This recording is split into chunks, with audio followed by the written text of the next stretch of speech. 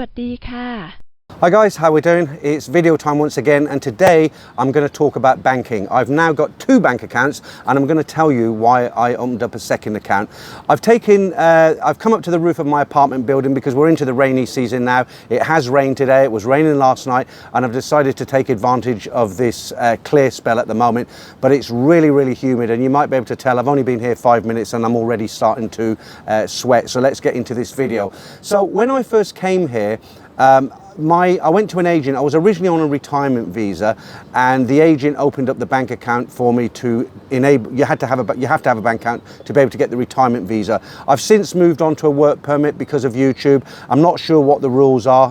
Some say it's working, some say it's not working, but I'm not a guy who likes to take chances. So I'm now on a work permit, but when I went to the bank today, I did ask them the conditions for retirees, because most of the guys who come out here to live are retirees. They have an income from their own country, or they bring out a bunch of savings and dump it in one of the banks here, and hopefully get that topped up every month. So as I say, originally I had the Bangkok bank opened up, and the reason I went to get a second bank account, I'll tell you at the end of the video. It's something my friend Tom told me about, and I'd never thought about it before, and it's actually a very good idea to have the 2 bank accounts. So I opened the second bank account today with the Kasikorn bank. Most people just call it K-Bank now.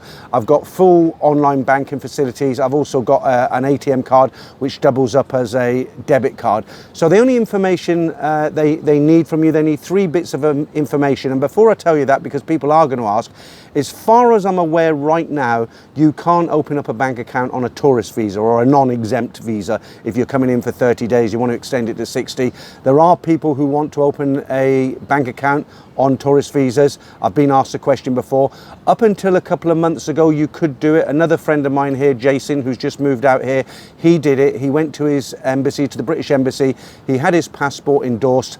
They provided a letter. I think it was about 1,000 baht. He took that along to his bank, showed them that's what they needed to see, and they opened an account. They have since changed the rules. If anybody out there knows how to open a bank account on a tourist non-exempt, please leave the details in the comment, and I'll share that with everybody else. But for today, I'm specifically talking about if you come out here on a retirement visa, okay? So you go into the bank, there's 3 things they need. They need your passport, because obviously they need to look at the stamp and make sure you are on a retirement visa and that it's valid. So that's the first thing they need. There's no problem with that. Everybody's got a passport. The second thing they need is they'll need the lease to your apartment building. Most people who come out, well, I'd say all people who come out here, you're gonna have to have an apartment. You're gonna have to have somewhere to live. There's a few people who take out long-term leasing in hotels that offer special deals, especially in a place like Pattaya. It's essentially a hotel, but you live there all the time. Again, you should have some kind of an agreement. So you'll need your passport, the agreement where you're living, signed, obviously that contract signed by the apartment owner and yourself. It's dated, so they want to see that. The third thing they want to see, you've got a choice of 2 things, and the second thing I think is easier, and it's what I did. So the first thing, you've got the choice of, they want to see the ID of the person who owns the apartment. So for instance, myself, I'm renting off a Thai lady, and they'd want to see a copy of her ID. Now that's quite, it's not impossible to do, but it's quite a pain having to call her up and ask her to send, she's going to have to take a photograph of her ID and send it to me. She might not want to do that because it's her ID after all, isn't it? So the second option, which I went for, which is a lot easier, is they want to see either a utility bill. They want to see either an electricity bill or a water bill. I took in my electricity bill. Luckily, it arrived the day before I went to the bank. And it doesn't necessarily have to have your name on it. It just has to have your apartment number on there. That all has to match up with the tenancy agreement. So once you've got those 3 pieces of documentation, you pop into your bank. You'll have to wait about an hour. It takes about an hour to do. You'll go in, you'll take a ticket, and you go and see the customer services. They'll check all your documents, and they do everything on the PC right there in front of you. So it's you have to wait. It's about an hour, so you can, you have to be patient. The only thing I had a little bit of issue with K-Bank, is I couldn't log on. They send you messages in English and in Thai as well, but I found it a little bit confusing. So I went back to the branch today. I joined the Kasikorn at Tesco. Well, it's not Tesco anymore. Lotus on Rama 4. It's a big shopping mall opposite Big C. They've got a branch in there, but they've got branches everywhere. Okay, so that's me with 2 bank accounts. So right, why did I open 2 accounts? So as I said, Tom gave me the idea, and it's a very good idea. So what happens if you come out here as a retiree? Most people, like myself, you bring out a bunch of savings with you. You might have a pension, you might have a monthly income source from somewhere, but generally you've sold your house or you've got some savings, and you want to, the majority of that you want to bring over here just to live on and for all your daily needs and to pay bills and things like that.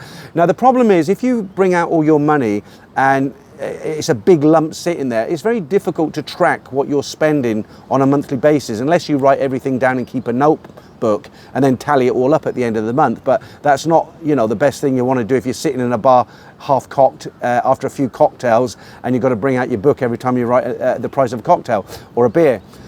So let's just say, for example, easy numbers, let's just say you've got $1 million baht sitting in the bank. You've come out here, you've retired, you've brought $1 million out, or 2 million, whatever you want to say. $1 million is about 25,000 UK pounds, something like about 27,000, 28,000 US dollars, and about 50,000 Australian dollars, if my maths is quite okay today. So you've got that money sitting there, you're going out spending on a daily basis, and as I said, it's very difficult to track how much you're spending.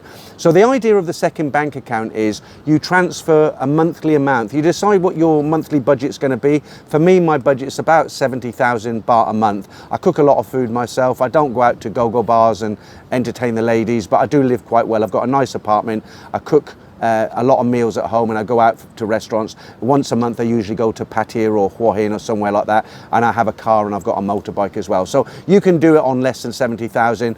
I'm not living a rich lifestyle out here by any means, but that's my budget. So what I intend to do, I've set up a direct debit a year ago when I moved in here. My rent's basically 20,000 a month, 25,000 all in. That's electric, water and internet. So my rent is about 20,000 a month coming out of the Bangkok bank account. So I'll leave that as it is, and then what I intend to do is set up a direct debit to transfer 50,000 baht from my Bangkok bank to my K bank. And then that way I'll be using my, I'll scan when I want to buy things. You can scan on your phone and pay for it, which is a great system. And, you know, if I go out to bars and I pull money out the ATM, and that way by, say, week 3, I can have a look online. And, you know, if I'm nearly out of my, if the 50,000 is nearly gone, then I know I'm spending over my limit and I might need to up my monthly budget. On the other hand, I might be doing very well and I might see ways that I can cut costs and I might be able to reduce that down to, say, 60,000 or even 50,000. So that's the whole idea of having a second bank account. I think it's a very, very good idea to do that. And that way your main bulk of money is sitting on its own and you don't have to interfere with it. You might decide to invest it later or do something else with it, but as you're spending it, it's depleting. You don't know what you're spending unless you're very good with numbers, which I'm not, and just having that second bank account is a way to go forward. That's what I think anyway. So I hope this has been helpful. In the meantime, I don't know if it's going to rain anytime soon, but you can see behind me I'm sitting beside this beautiful infinity pool, which I try to use most days, and I'm now cycling as well. I'm trying to lose a bit of weight. I've got to put a few pounds on since I got out here. I generally come up here about 6 p.m. and try to do a few lengths, but it's looking good today. Bit hazy over there, but yeah, that's it. I'll come up for a swim later. But thanks for watching this, guys, and I'll catch up with you all real soon.